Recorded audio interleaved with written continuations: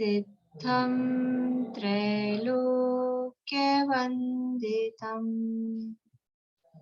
स्वाभाविक चिदानन्द स्वरूपं निर्मलाव्ययम्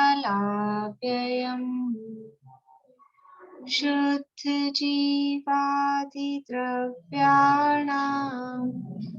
देशिकं च जिनेश्वरम् द्रव्यसंग्रह सूत्राणां वृत्तिं वक्ष्ये समासुतम्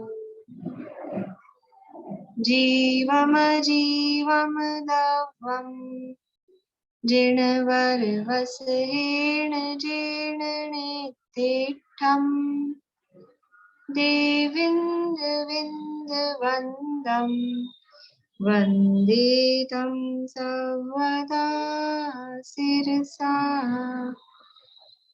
कहे जीव अजीव जिनवर वृषभ ने लोक में वे वंद्य सुरपति वृंद से वंदन कर जोड़ में छद्म पंच अथि सत्वितच्चाणि नवपयत्थाय भङ्गुपाय धुवत्ता नित्तिष्ठा जीर्ण सोजिनो जयौ।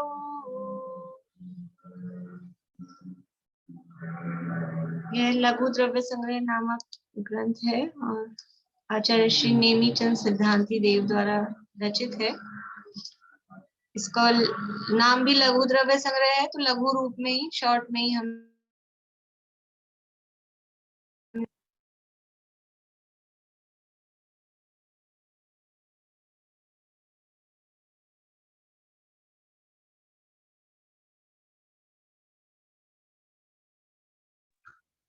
लाइट गई क्या?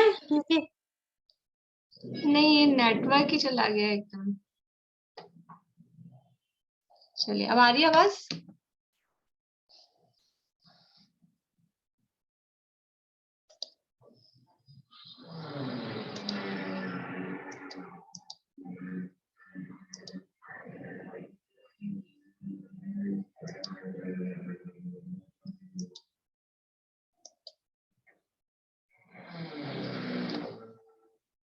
इसके अंतर्गत 6 द्रव्य, 5 अस्थिकाय, 7 तत्व, 9 पदार्थ और उत्पाद व द्रव्य, इनका वर्णन वो करने वाले हैं। जो मंगलाचरण की जो पहली गाथा थी उसमें उन्होंने प्रतिज्ञा भी की थी, और उसमें से हमने 6 द्रव्य, 5 अस्थिकाय, 7 तत्व और 9 पदार्थ तक का वर्णन कल अपन ने देख लिया है। अब आज अपने को देखना है उत्पाद व द्रव्य के संदर्भ में गाथा नंबर 20 है, पेज नंबर 275, 275 द्रव्य संग्रह के अंतर्गत लघु द्रव्य संग्रह की गाथा नंबर है 20।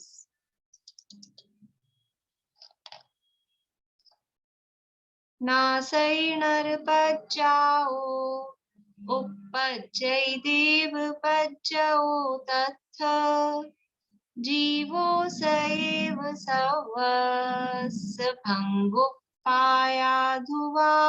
एवं। नासई नर पज्जाओ, नर यानी नर मनुष्य, पज्जाओ यानी पर्याय, नासई यानी नष्ट होती है, मनुष्य पर्याय नष्ट होती है, और उपज्जयी उत्पन्न होती है, देव पज्जो देव पर्याय, तथ तथ मतलब उसके बाद में, तब मनुष्य पर्याय नष्ट होती है और उसके बाद में फिर क्या होता है, देव पर्याय उत्पन्न होती है, यानी मनुष्य का मरण होता है और देव रूप में उसका उत्पाद होता है। तो मनुष्य की जो अवस्था थी, मनुष्य अवस्था, मनुष्य पर्याय, पर्याय कहो, अवस्था कहो, दशा कहो, और भी इसके पर्यायवाची हैं। तो मनुष्य रूप अवस्था नष्ट हुई, देव रूप अवस्था उत्पन्न हुई, और क्या हुआ, तथ्य यानी उसमें, जीवो सैव उन दोनों में, जो मनुष्य पर्याय नष्ट हुई है, देव पर्याय उत्पन्न हुई है, उन दोनों में जीवो यानी जीव, सैव यानी वही, एव यानी ही, जीव वही है। मनुष्य मरा है, देव पैदा हुआ है, लेकिन जीव का क्या हुआ है? जीव ना मरता है, ना जीव का जन्म होता है, ना वो नष्ट होता है, ना वो उत्पन्न होता है। जीव तो वही का वही है, जीवो स एव, उसमें जीव वही है। सवस्य भंग उपाया धुआ एवं, इस प्रकार से, एवं यानी इस प्रकार, सवस्य यानी सभी द्रव्यों का, भंग यानी नाश, उपाया, भंग उपाया है, भंग उपाया, भंग यानी नष्ट होना, उपाया यानी उत्पन्न होना, धुआ यानी बना रहना। ये जीव में हमने घटित करके बताया कि जीव की मनुष्य पर्याय नष्ट हुई, मनुष्य पर्याय नष्ट हुई और देव पर्याय उत्पन्न हुई, पर जीव उन दोनों में वही बना रहा। कौन मरा? जीव मरा कि मनुष्य मरा? मनुष्य नष्ट हुआ, मनुष्य मरा। कौन उत्पन्न हुआ? जीव उत्पन्न नहीं हुआ, देव उत्पन्न हुआ। लेकिन जो मनुष्य में भी था और जो देव में भी है, वो कौन है? वो है जीव। तो जीव वही का वही रहता है। इसी प्रकार सर्व द्रव्यों को यानी हमने जीव में बताया पुद्गल, धर्म, धर्म, आकाश काल, सब द्रव्यों में समझना कि एक पर्याय नष्ट होती है, दूसरी पर्याय उत्पन्न होती है, पर द्रव्य वही का वही रहता है। इस प्रकार सर्व द्रव्यों का उत्पाद व द्रव्य होता है। यानी यदि द्रव्य में उत्पाद व्यय ना हो, उत्पाद व्यय का मतलब है अवस्थाएं, पर्याय, तो द्रव्य नहीं टिक सकता है। और यदि द्रव्य में ध्रुवता ना हो तो भी वो द्रव्य द्रव्य नहीं रहेगा। दोनों मिलकर वो द्रव्य का अस्तित्व रहता है, क्योंकि सत द्रव्य लक्षणम, और सत्य क्या है? सत्य किसे कहते हैं? उत्पाद व द्रव्य युक्तम, जिसमें उत्पाद व द्रव्य ये एक साथ एक समय में पाए जाते हैं। तीनों काम, उत्पाद भी, उत्पन्न भी होना, नष्ट भी होना और ध्रुवता, ये तीनों काम एक साथ एक समय में जिसमें पाए जाते हैं, उसका नाम है द्रव्य। अदरवाइज वो द्रव्य नहीं कहलाएगा। द्रव्य तभी कहलाया जाएगा जब उसमें ये तीनों काम एक साथ कैसे हो सकते हैं? उत्पन्न भी हो, उसी समय उत्पन्न हो और उसी समय नष्ट हो। हाँ, नई पर्याय उत्पन्न होती है और पुरानी पर्याय नष्ट होती है उसी समय। एक ही समय में काम होता है कि पिछली पर्याय नष्ट हुई और नई पर्याय उत्पन्न हुई, और उसी समय वो जो द्रव्य है वो द्रव्य द्रव्य का द्रव्य बना रहता है, यूं क्यों रहता है? तीनों काम एक ही समय में होते हैं। मनुष्य रूप अवस्था का नाश, मनुष्य का मरण, तो मनुष्य का, अब अपन कहने में ऐसे बोलते हैं अभी मनुष्य मरा, अगले समय में देव, पर वो जिस समय मनुष्य मरा है ना, मनुष्य आयु खत्म हुई, देव आयु चालू हो गई। ये पर्याय व्यय हुई, वो पर्याय उत्पन्न हुई उसी समय, और वो जो जीव था वो जीव वही का वही बना रहता है। इस तरह से सभी द्रव्यों में ये उत्पाद व्यय द्रव्य होता है। इस तरह से उसमें समझना चाहिए। देखिए आगे 21 नंबर की गाथा।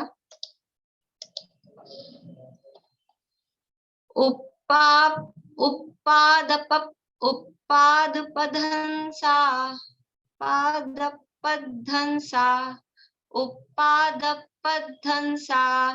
वत्थूणं होन्ति पज्जयणायेण, दवट्ठियेण निच्चा, बोधवासवजिण भुत्ता।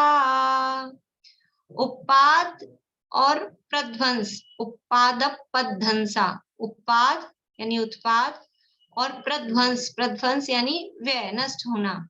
वत्थूणम वस्तु में, होन्ति यानी होते हैं, कैसे होते हैं? पज्जय नयेण, नयन की जगह इधर ब्रैकेट में नयन भी लिखा है, नयन वो ज्यादा अपने को अर्थ समझने में आसान होता है। पर्याय नय से, पर्याय नय, नय यानी दृष्टिकोण, नय यानी कथन करने की एक पद्धति, देखने का नजरिया, दृष्टिकोण। तो पर्याय नय से जो वस्तु में उत्पाद और व्यय होता है, या वस्तु में जो उत्पाद और व्यय होता है वो पर्याय नय से होता है, मतलब पर्याय दृष्टि से होता है। पर्याय की तरफ से देखने पर वस्तु में उत्पाद और व्यय दिखाई देता है। यानी ये वस्तु में उत्पन्न हो रही है, नष्ट हो रही है, ये कोई बदलाव दिखाई दे रहा है। ये कौन सी नजर से दिख रहा है अपने को? कि पर्याय वाली नजर से, मतलब हम उसकी पर्याय को देखते हैं तो उत्पाद व्यय दिखाई देता है। लेकिन अगर पर्याय को नहीं देखें तो क्या देखें? तो आगे कहा है दवट्ठियेण, यानी द्रव्य दृष्टि से, दवट्ठियेण द्रव्य दृष्टि से, नित्या यानी द्रव्य नित्य है, बोधव्वा ऐसा जानना चाहिए।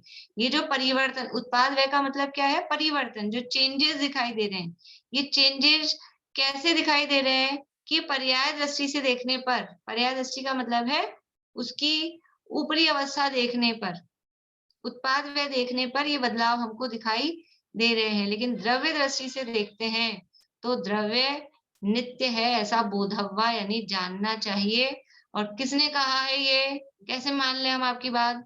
सव जिणवुत्ता, सव यानी सर्व, जिणवुत्ता जिनेंद्र भगवानों ने ऐसा कहा है। जितने भी जिनेंद्र भगवान हुए हैं उन्होंने कहा है। और दूसरी तरह से सव यानी सर्वज्ञ, जिणवुत्ता, जिन यानी जिनेंद्र भगवान, उत्ता यानी उन्होंने कहा है। जो सर्वज्ञ जिनेंद्र भगवान है, सर्वज्ञ कौन है?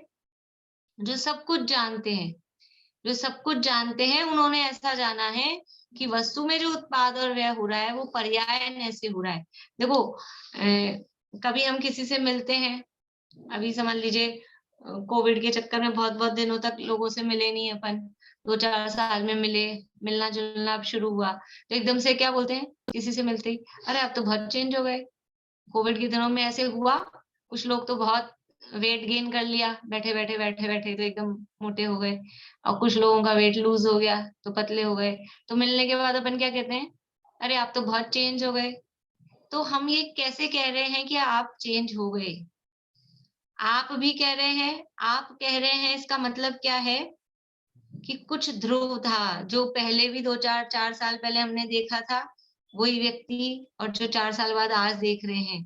तो आप जो हम कह रहे हैं ना, आप, तो ये तो है द्रव्य, और चेंज हो गए, तो चेंज हो गए तो हम क्या देख रहे हैं? उसकी शारीरिक आकृति को, मोटा हो गया है, पतला हो गया है। कभी बच्चों को देखा तो लंबे हो गए 2-3 साल में, ऐसा। तो ये हम उसकी बाहरी चीजों को देख रहे हैं, ये हम देख रहे हैं पर्याय दृष्टि से। जो बदलाव हमको दिखाई दे रहा है वो पर्याय में। लेकिन हम ये कैसे पहचान रहे हैं उसका नाम लेके कि ये वही है? अभी आप जो जो भी व्यक्ति है उसका नाम लेके हम कहें रजनी जी, तो ये रजनी जी वही है। तो इसका मतलब है कि वो जो द्रव्य था ना उसमें, वो वही। अभी समझ लीजिए ये रजनी नाम का मनुष्य है, तो ये मनुष्य वही है जो 10 साल पहले भी वही थी, 10 साल बाद भी वही है। लेकिन हाँ, शारीरिक अवस्था में परिवर्तन आ सकता है, आकार प्रकार में परिवर्तन आ सकता है। तो ये जो परिवर्तन दिखाई दे रहा है, जो उत्पाद व्यय का मतलब है जो परिवर्तन है, तो वो जो परिवर्तन दिखाई दे रहा है वो कौन सी नजर से दिखाई दे रहा है? कि हम उसकी पर्याय को देख रहे हैं। पर्याय को देख रहे हैं मतलब ऊपरी अवस्था को देख रहे हैं। लेकिन उस वस्तु को मूल में देखेंगे, यानी द्रव्य को देखेंगे, तो द्रव्य वही का वही रहता है, वो मनुष्य वही का वही है। उसको, वो कपड़े बदल ले, उसका आकार प्रकार बदल जाए, उसका रंग रूप बदल जाए, कुछ भी हो जाए, लेकिन वो मनुष्य जैसे वही रहता है। वैसे ही जीव, वो जीव ही रहता है, चाहे मनुष्य में हो, चाहे देव में हो, नारकी हो, तिरंज हो। इसी तरह से पुद्गलों का समझना चाहिए। पुद्गल पुद्गल ही रहता है, कोई सी भी अवस्था हो। पहले गेहूं था, और गेहूं को पीस के हमने क्या कर दिया? उसका आटा बना दिया, तो भी वो आटा बन गया और गेहूं था, तो द्रव्य कौन सा रहा? द्रव्य पुद्गल ही रहा। अब उसको गूंथ के रोटी बना दी उसकी, फिर कौन सा द्रव्य रहा? फिर भी पुद्गल ही रहा। और फिर रोटी जो बन गई उसको हमने खा लिया, फिर जो उसका हुआ, फिर क्या हुआ? फिर भी पुद्गल ही, द्रव्य वही का वही रहता है। अवस्था कितनी बदल रही है कि गेहूं था, आटा हुआ, रोटी बनी, फिर उसको हमने चबा लिया, उसकी जो अवस्था हो गई, अवस्था बदल रही है। तो अवस्था बदलती भी है, अवस्था बदलने पर भी द्रव्य का नाश नहीं होता, द्रव्य वही का वही रहता है। तो ये जो उत्पाद व्यय है वो पर्याय नय से होता है, मतलब पर्याय दृष्टि से देखने पर। पर्याय नय से होता है का मतलब है, देखो होता तो उत्पाद व्यय भी है, और होता द्रव्य भी है, ध्रुवता भी है, स्थिरता भी है और उत्पाद व्यय भी है। लेकिन जब हम कौन सी नजर से देख रहे हैं, एक ही समय में दोनों काम हो रहे हैं, एक ही समय में। जैसे कि एक गिलास में पानी है, कितना पानी है, इतना बड़ा ग्लास है और इतना पानी है, तो हम क्या कहेंगे, आधा ग्लास भरा है कि आधा ग्लास खाली है? तो ये है नए, ये दृष्टिकोण। हम खाली नए से देखेंगे तो हमको आधा खाली दिखेगा, हम भरे नए से देखेंगे तो हमको आधा भरा दिखेगा। जिस दृष्टि से देख रहे हैं वही दृष्टिकोण कहा जाएगा। ऐसे ही हम पर्याय को देखते हैं तो वो पर्याय नए से उत्पाद वह दिखता है। हम द्रव्य को देखते हैं, द्रव्य दृष्टि करते हैं, तो द्रव्य नए से वस्तु जो द्रव्य है वो वही का वही दिखाई देता है। इस तरह से वस्तु में उत्पाद व पर्याय नय से होता है और द्रव्य दृष्टि से वस्तु नित्य है ऐसा जानना, ऐसा श्री सर्वज्ञ जिनेन्द्र देव ने कहा है। बोलिए भारती आंटी। ये जो उत्पाद व द्रव्य वाली जो गाथाएं हैं वो बृहद द्रव्य संग्रह में नहीं है ना, उसका हाँ, कोई हाँ, इस रूप में ऐसी गाथाएं नहीं है। हाँ, और यहाँ पे पंच परमेष्ठी की नहीं है, वहाँ पंच परमेष्ठी की है। वो डिटेल किया है ना थोड़ा, उस पर उससे रिलेटेड बात अभी आगे आने वाली है, वहां तो उसका विस्तार किया है इसलिए वो हुआ है। और ये उत्पाद वाली गाथाएं डायरेक्टली गाथाओं में मूल ग्रंथ में नहीं है, वो टीका में दी गई है। देखिए आगे 22 नंबर की गाथा।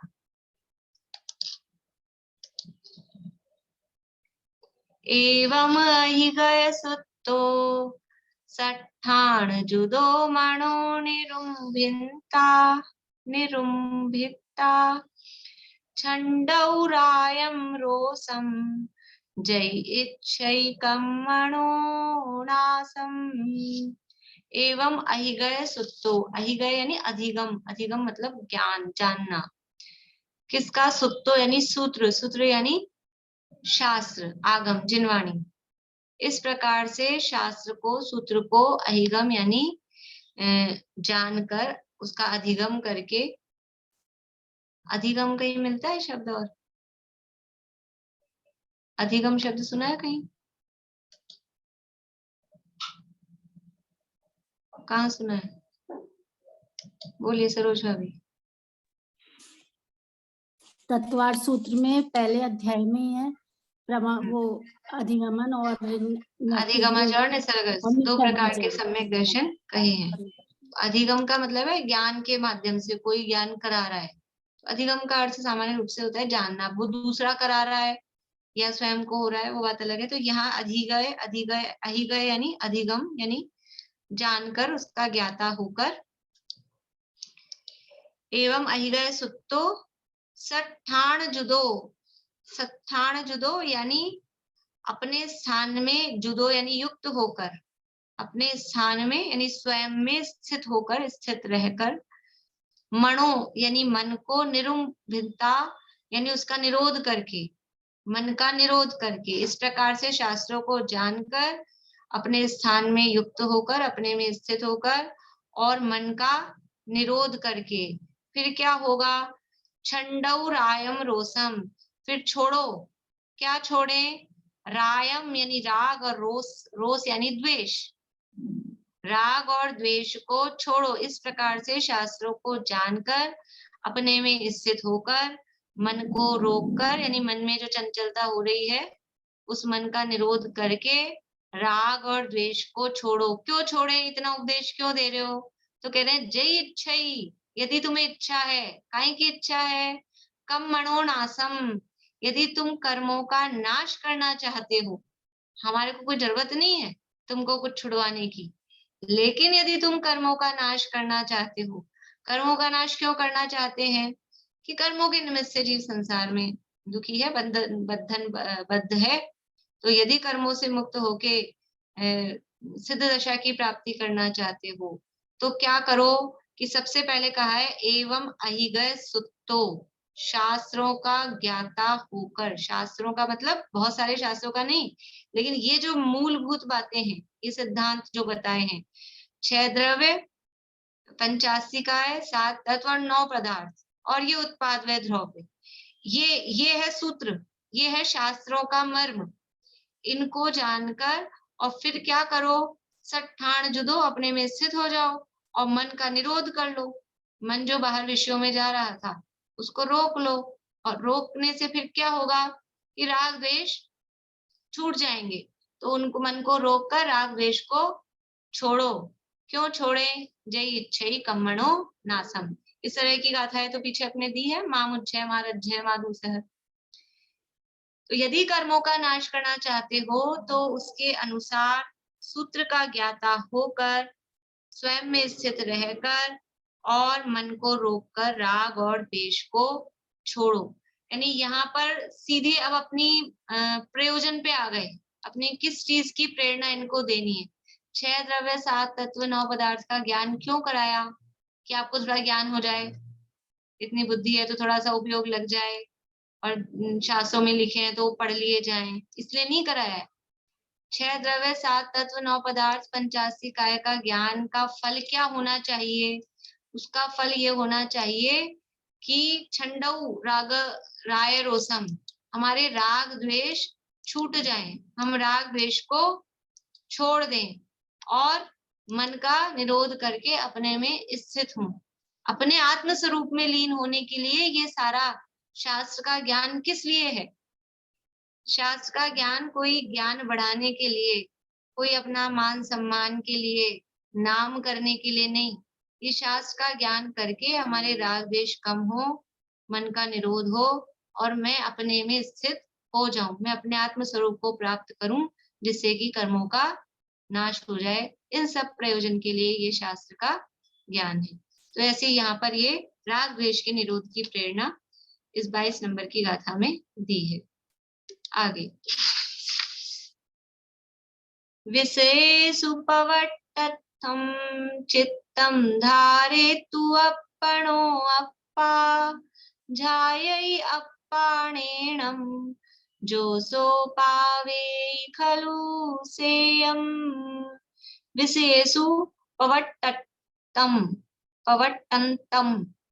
विषयों में प्रवर्तते हुए, पवट्टन्तं विषयों में प्रवर्तते हुए, चित्तम यानी चित्त को, यानी मन को, धारेतु, धारेतु यानी धारण करता है। विषयेषु पवट्टन्तं चित्तम, विषयों में प्रवर्तित होते हुए जो चित्त है उसको तो क्या करना है? रोकना है। और धारेतु अपणो अप्पा, अपने आत्मा को अपने आत्मा के द्वारा धारेतु यानी ध्याता है, उसका ध्यान करता है, अपने द्वारा अपना ध्यान करता है। यानी जो अपना उपयोग, अपना जो चित्त था, चित्त मतलब अपना उपयोग, विषयों में प्रवर्तित हो रहा था, विषयों में प्रवर्तित हो रहा था, उसको रोककर और अपने में अपना उपयोग लगाया। तो जो अप्पा यानी जो आत्मा विषयों में अपने चित्त को प्रवर्तते हुए को रोककर और अपनो धारेतु अपने में ध्यान करता है, अपने में उसको लगाता है। ध्यायै अप्पाणेनम, और अप्पाणेनम अपने आत्मा का ही ध्यान करता है। जो यानी जो आत्मा, सो पावेई वह प्राप्त करता है, खलु सेयम वह खलु यानी वास्तव में, सेयम यानी सुख को प्राप्त करता है, वो सच्चा सुख प्राप्त करता है। अभी हमको कौन सा सुख लगता है, कौन सा सुख प्राप्त होता है कि विषयों में, विषयों वाला सुख हमको प्राप्त होता है और हमको वही सुख लगता है, लेकिन वास्तव में 5 इंद्रियों के विषयों में वो सुख है ही नहीं। सुख लगता है, सुख तो है ही नहीं, और यदि कदाचित भासित भी होता है तो वो सच्चा सुख नहीं है। सच्चा सुख कैसे प्राप्त होता है? बालबोध पाठमाला में पहले भाग में, पहला या दूसरे पाठ में ही है प्रश्न, सच्चा सुख कैसे प्राप्त होता है? ध्यान है किसी को? जो जीव इन पंच परमेश्वरों के बताए हुए मार्ग पर चलता है उसका भव भ्रमण यानी संसार परिभ्रमण मिट जाता है और उसे सच्चा सुख प्राप्त होता है। वही यहाँ बात कह रहे हैं, पंच परमेश्वरों के बताए हुए मार्ग पर चलता है, मतलब कि वो पंच परमेश्वरों ने क्या मार्ग बताया है कि हे जीव तू विषयों में प्रवर्तन मत कर और अपनी आत्मा में लीन हो, अपनी आत्मा का ध्यान कर, तो जो जीव विषयों से अपने मन को रोककर और अपने आत्मा के द्वारा अपनी आत्मा का अपना ध्यान करता है, तो क्या होता है, उसी को सच्चा सुख प्राप्त होता है। सुखी होने का उपाय क्या है? सुखी होने का उपाय अभी प्रकरण आ गया तो बताती हूँ। कल रात को 8 बजे स्पेशल एक रहेगा लेक्चर, बेसिक क्लास होगी 7 से 8, उसके बाद में 8 बजे से उसमें ये टॉपिक है, सुखी होने का उपाय। सुखी कैसे हो? तो कैसे हो सुखी? कि विषयों से चित्त को, हम विषयों में, यानी जो सुख का विरोधी है, हम वहीं से सुख खोजते हैं। हम सुखी होना चाहते हैं, सुखी होना चाहते हैं, और जितना ज्यादा हम सुखी होना चाहते हैं उतना ज्यादा ही हम उल्टा विषयों में प्रवर्तते हैं। तो क्या होगा, वो उल्टा दुख बढ़ता जाता है। सुख प्राप्ति हेतु प्रयत्न करते, फिर क्या होता है, सुख नजदीक आता है, सुख जाता दूर है। जितना हम सोचते हैं कि यानी समझ लो रसना इंद्रिय के विषय, स्पर्शन इंद्रिय के विषय, कर्ण इंद्रिय के विषय, जो भी इंद्रियों के विषय भोग भोग कर हम सोचते हैं हम सुखी हो जाएंगे, और भोग लें और भोग लें, लेकिन क्या सुखी होते हैं? तृष्णा की खाई खूब भरी, पर भर गई, रिक्त रही वह रिक्त रही। इसलिए सच्चा सुख किसको प्राप्त होता है? आत्मा में। बहन श्री के वचनामृत में एक बोल आता है कि हे जीव, तुझे कहीं ना रुचे तो तू आत्मा में उपयोग लगा, और वहां तुझे अवश्य रुचेगा। यानी और जगह से अपन उकता जाएंगे, बोर हो जाएंगे, मन नहीं लगेगा, लेकिन आत्मा में जो जीव एक बार लीन हो जाता है, तो कैसा लीन होता है, कैसे पता है कि वहां बोरियत नहीं है? कि जो एक बार सिद्ध बन गए दोबारा लौट के आते ही नहीं है। अगर वहां बोरियत होती तो फिर आज सब जगह से रिटर्न हो जाते ना, स्वर्ग से भी रिटर्न हो गए, अमेरिका जाते हैं, अमेरिका से रिटर्न हो जाते हैं, और जहां जहां जाते हैं सब जगह से, नरक से रिटर्न, स्वर्ग से रिटर्न, तिर्यंच से रिटर्न, भोग भूमि से रिटर्न, सब जगह से रिटर्न होते हैं। पर मोक्ष से रिटर्न कौन है? क्योंकि वहां वो वास्तव में वो सच्चा सुख है। और जो सच्चा सुख मिल गया तो कौन लौट के आएगा? कोई नहीं लौट के आता है। इसलिए यहाँ कहा, जो आत्मा विषयों में प्रवर्तते हुए मन को रोककर अपने आत्मा का आत्मा द्वारा ध्यान करता है, वह वास्तव में सुख प्राप्त करता है। वही वास्तविक सुख है, वही सच्चा सुख है। आगे बोलिए भारती आंटी।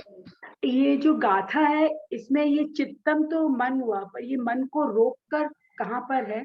विषयेषु तो विषय हो गए, और उसी में से लगाना है, विशेषु पवट्टम चित्तम पवट्टम मैंने प्रवर्तते हुए, प्रवर्तते हुए चित्त को धारित्व में से ही अर्थ निकालना है कि चित्त को रोककर और आत्मा को ध्यान है, उसी में से वो अर्थ निकालना है। उन्हें आपने धारित्व का बोला ना, ध्यान करते, इसलिए मैं पूछ रही हूँ। हाँ, धारित्व में धारण करना है, लेकिन उस धारित्व में प्रवर्तते हुए चित्त को धारण करके, उस ऐसा अपन कहे ना वाक्य, विषयों में प्रवर्तते हुए चित्त को धारण करके, मतलब उसको रोक कर, और फिर आत्मा को आत्मा के द्वारा धारण करता है। तो वहां धारण करने का मतलब उसमें उपयोग को लगाना है, और इधर धारण करना जोड़ेंगे तो उसमें उपयोग को रोकना है। दोनों उसी में से निकलेंगे।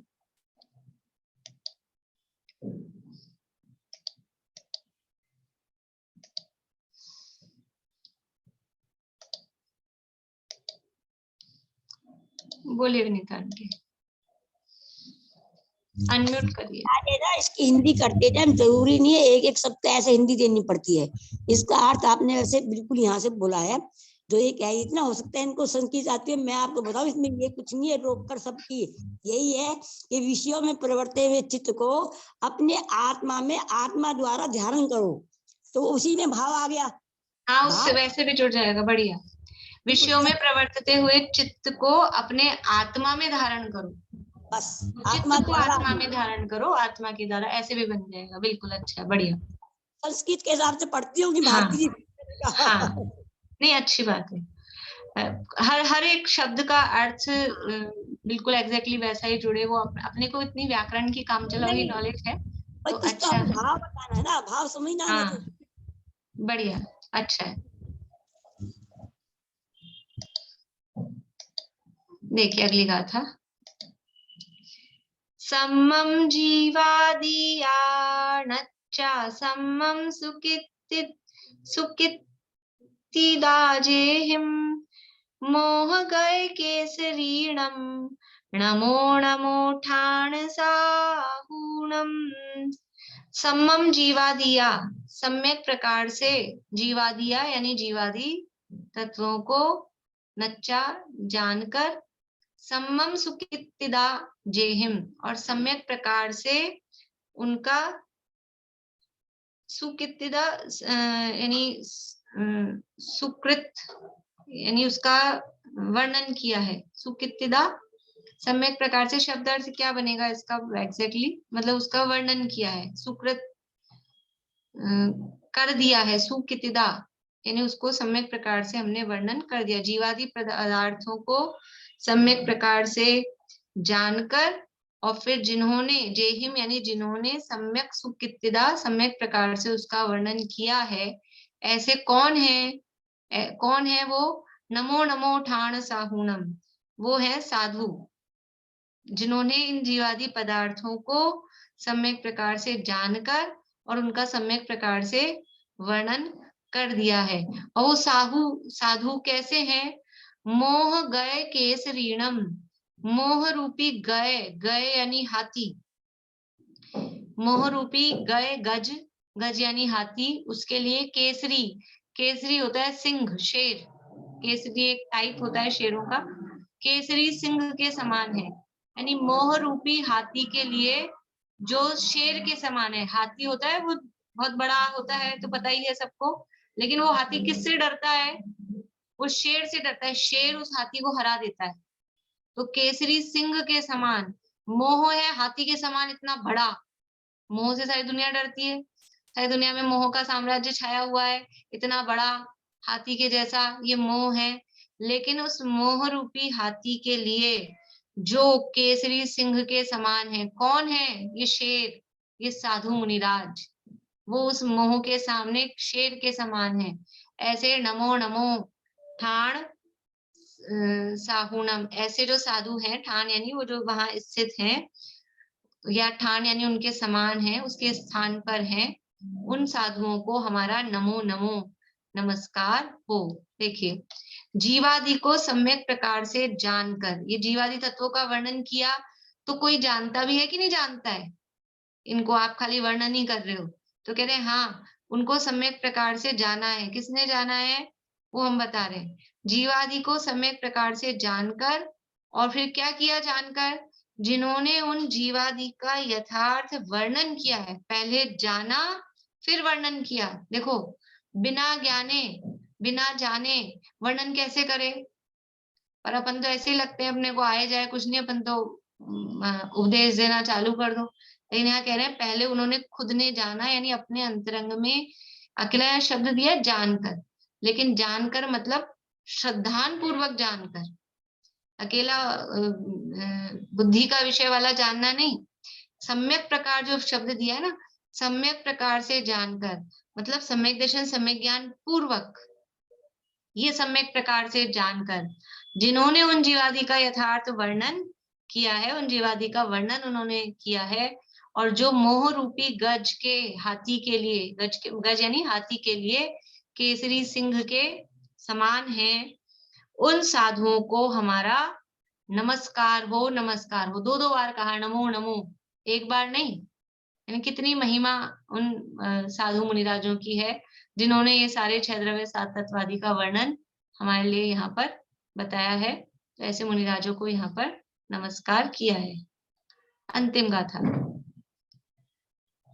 सोमच्छलेन रैया पयत लखन कराउ गाहाओ, भवुव यार निमित्तम गणिना सिरिणेमि चंदेन।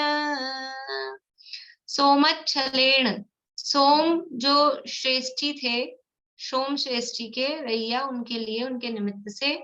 आप लोगों को ध्यान है बृहद द्रव्य संग्रह जब हमने शुरू की थी तब वहां 6 बातें देखी थी। ग्रंथ, कर्ता, निमित्त, मंगल और उसका कितनी गाथाएं हैं, ये सारी बातें अपन ने उसमें देखी थी। तो निमित्त में कौन था? सोम श्रेष्ठी, सोम नामक एक कोई श्रेष्ठी यानी सेठ थे, उनके निमित्त से उनको उपदेश देने के लिए। सोमत छलेण रैया पयत लक्षण कराऊ, पयत यानी पदार्थों के, लक्षण, लक्षण यानी लक्षण ही उनका स्वरूप, कराऊ यानी बताने वाली, गाहाओ यानी गाथाएं। ये किसने रची है? रैया यानी रची है। सोमत छलेण, सोम श्रेष्ठी के लिए पदार्थों के लक्षण बताने वाली गाथाएं रची गई हैं। किसके द्वारा? गणिना सिरी नेमी चंदेने, गणिना यानी गणी, गणी यानी साधुओं का समूह, उसमें जो श्रेष्ठ है, सर्वोत्कृष्ट है यानी आचार्य, ऐसे आचार्य श्री नेमी चंद के द्वारा क्यों लिखी है? उनके निमित्त से, और भव विहार निमित्तम, और भव्य जीवों के उपकार के लिए, अकेले उन्हीं के लिए नहीं लिखी है कि खाली बस सोम श्रेष्ठी के लिए लिख दी, बाकी लोगों के लिए नहीं है।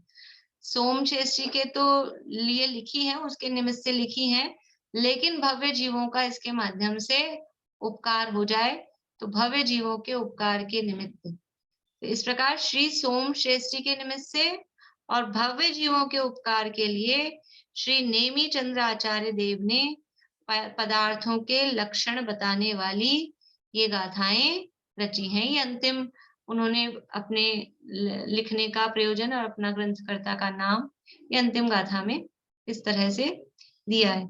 इस प्रकार से ये लघु द्रव्य संग्रह 25 गाथाओं में, लेकिन ये तो अपन ने क्योंकि वृहद द्रव्य संग्रह बहुत विस्तार से अपन ने पढ़ लिया है, इसलिए अपन ने बहुत शॉर्ट में इसको देखा है, पर वास्तव में इसमें भी कोई भाव कम हो ऐसा नहीं है। 25 गाथाओं में पूरे 6 द्रव्य, 7 तत्व, 5 अस्तिकाएं, 9 पदार्थ और उत्पाद व द्रव्य, और साथ में राग द्वेष मत करो, ये ध्यान की प्रेरणा, सारी बातें, यानी आप देखो पूरा उसका सार है वृहद द्रव्य संग्रह का। वो 25 गाथाओं में सब कुछ इसमें इन्होंने दिया है। अब अपने पास समय और आपको मैंने काम दे रखा था, याद है आप लोगों को काम? मैंने याद नहीं दिलाया था, 3-4 दिन हो गए, कि आपने को वृहद द्रव्य संग्रह से और इसका कंपेयर करना था कि यहाँ की कौन सी गाथा वहां की कौन सी गाथा से मिलती है और कौन सी गाथा यहाँ पर अलग है। ये काम अपने को देखना था। आवाज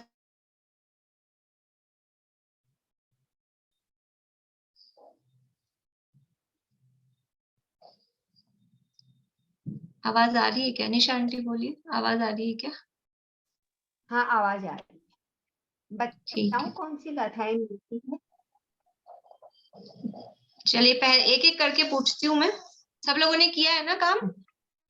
पहली गाथा बताइए, हाँ। पहली गाथा किसको मिलती है? बंद कर लिया आपने, म्यूट कर लिया निशा आंटी।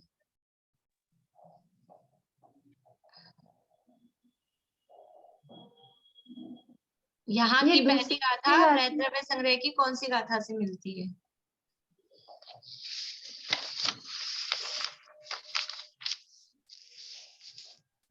मुझे आपकी आवाज नहीं आ रही है, मेरा नेटवर्क थोड़ा स्लो है। आपने जवाब दिया है क्या? ना, नहीं दिया। ये 28 नंबर गाथा है। पहली गाथा, पहली गाथा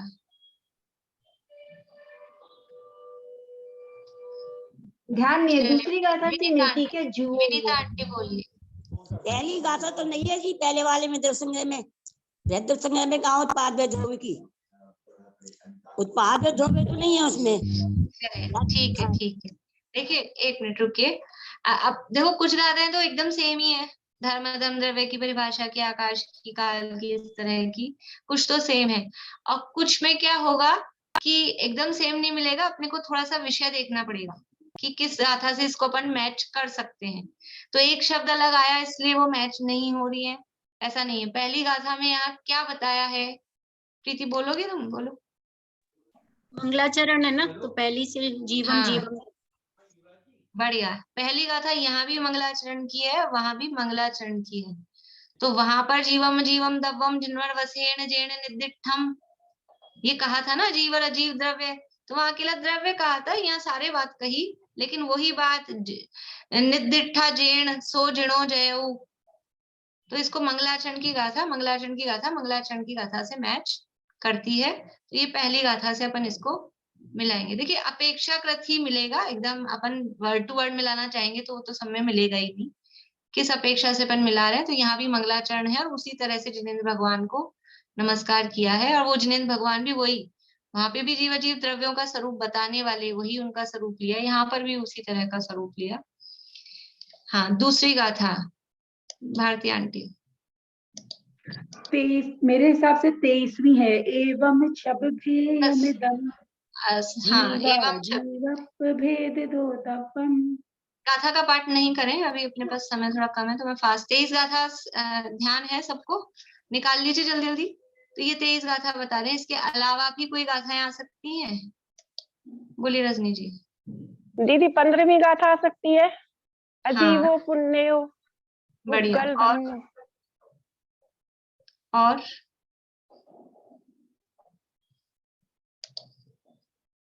सुनीता आंटी।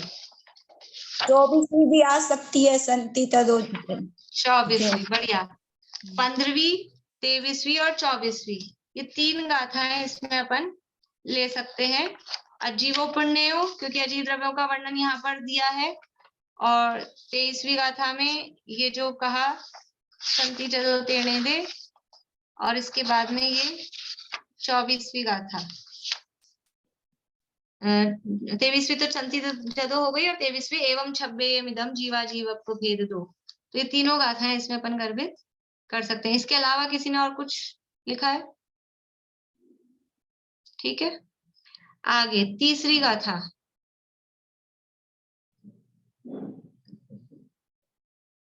क्या बात है, 4-5 लोगों ने किया है क्या काम? बोलिए प्रमिला जी। गाथा 28वीं गाथा, ठीक है। जीवा जीवा सर्व नाम दिए, 28वीं गाथा में भी यही नाम है। अभी अपन गाथा पाठ नहीं कर रहे हैं, मैं सोच रही हूँ आज ये पूरा हो जाए अपना, इसलिए आप लोग मिलाते जाइएगा पीछे 28वीं गाथा से। चौथी गाथा सुमन जी। दूसरी गाथा है। दूसरी गाथा से चौथी गाथा मिल रही है, वहाँ जीवो भोग महो जो गाथा थी। और वैसे अपन देखें तो तीसरी से 14वीं गाथा तक ये पूरा विषय, मतलब इस चौथी गाथा में विषय कितना आ गया?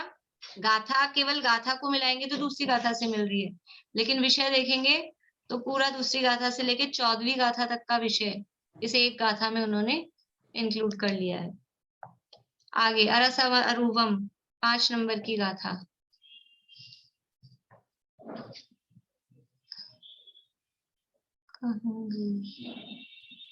निशांती।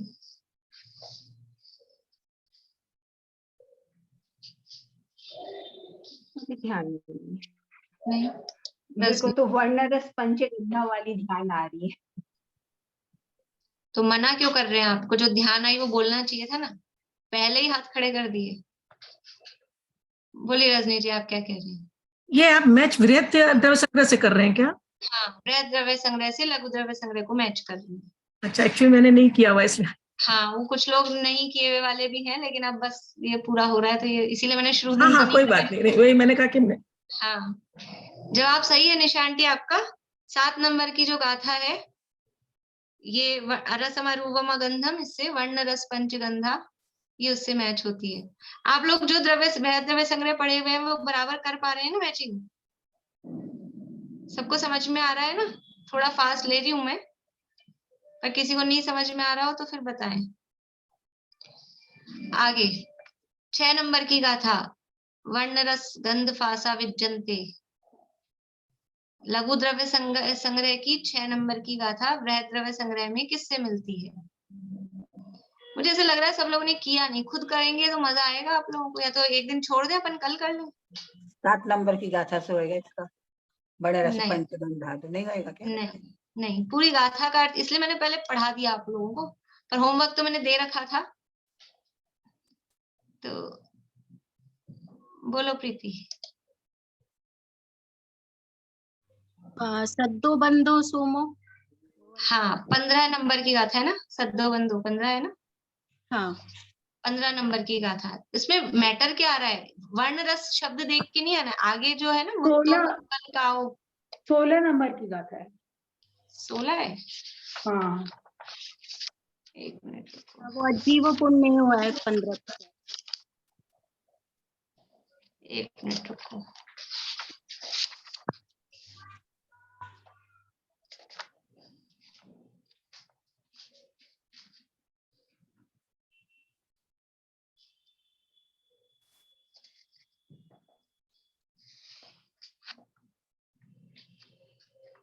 नहीं, इसमें 15 लेंगे अजीवो पुण्यो, और फिर 7वीं गाथा में 16 नंबर की लेंगे, पुड़वी जल छाया वाली में ना, सद्दो बंदो सुमो थुलो। 6ठी गाथा में 15 नंबर की गाथा अजीवो पुण्यो, तो उसमें समझ लो 15-16 दोनों ले सकते हैं। छठी में, दवाई ले लिए क्या आप? छठी में दोनों ले सकते हैं 15-16, और 7वीं गाथा जो है उसमें 16वीं गाथा आएगी, फिर सद्दो सद्दो बंदो सोमो थुलो। ठीक है, आगे गई परिणयान 8 नंबर की गाथा, ये तो सबको पता है। 8 नंबर की गाथा तो मालूम ही है, वही धर्म द्रव्य वाली। 17 नंबर की गाथा है। 9 नंबर की गाथा सेम। 18वीं गाथा वृहद द्रव्य संग्रह की। फिर 10वीं गाथा यहाँ की लघु द्रव्य संग्रह की 10वीं गाथा अवगास दान जोगम। ये कौन सी आएगी वृहद द्रव्य संग्रह में? बोलिए मनोरमा आंटी। 19वीं 19वीं और 20वीं दोनों गाथाएं इसके अंतर्गत अपन लेंगे। 19वीं और 20वीं दोनों का विषय लगभग इसमें आएगा। अवगास दान जोगम भी और धम्मा धम्मा कालो, क्योंकि वो लोगागासम अलोगागासम दोनों बातें यहाँ दी है, इसलिए। यद्यपि डायरेक्टली अपने को 19वीं लग रही है, लेकिन 20वीं को भी इसी में गर्भित कर लेंगे। आगे 11 नंबर की गाथा, बोलिए चमेली आंटी। 11 नंबर की गाथा 21वीं 22वीं 21वीं और 22वीं काल द्रव्य का स्वरूप बताने वाली ये दोनों गाथाएं इसमें आ जाएंगी। 12 नंबर की गाथा 21 आएगी, 22 22 ऊपर अलग से है। कार्य में आएगी 22वीं। देखिए, एक मिनट भारती आंटी, अपने आप एकदम से चालू मत करिए। 21वीं 22वीं दोनों 11 नंबर में आ जाएंगी, और 12 में फिर से 22वीं आ जाएगी। कोई बात नहीं, फिर से आ जाएगी, है ना। तो वो दोनों उसमें भाव उसमें आ जाएगा। आगे 13 नंबर की गाथा संखा दीदा जीवे।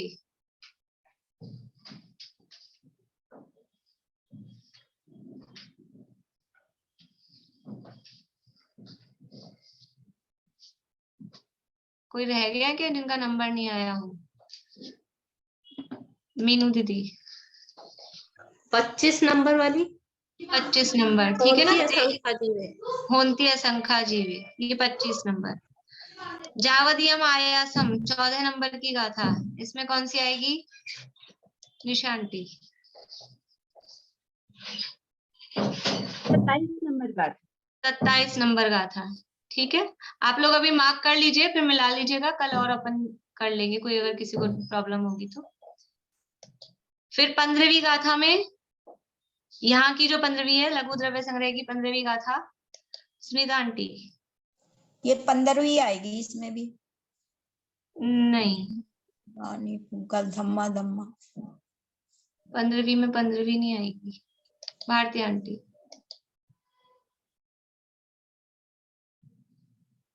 ये काल द्रव्य वाली आएगी क्या 36 नंबर? नहीं, रजनी जी 27 नंबर वाली आएगी जावदियम आयासम। नहीं, बोलो प्रीति।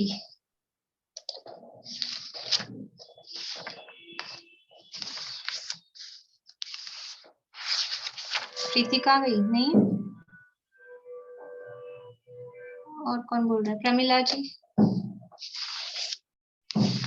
27 ही बोल रही थी मैं भी।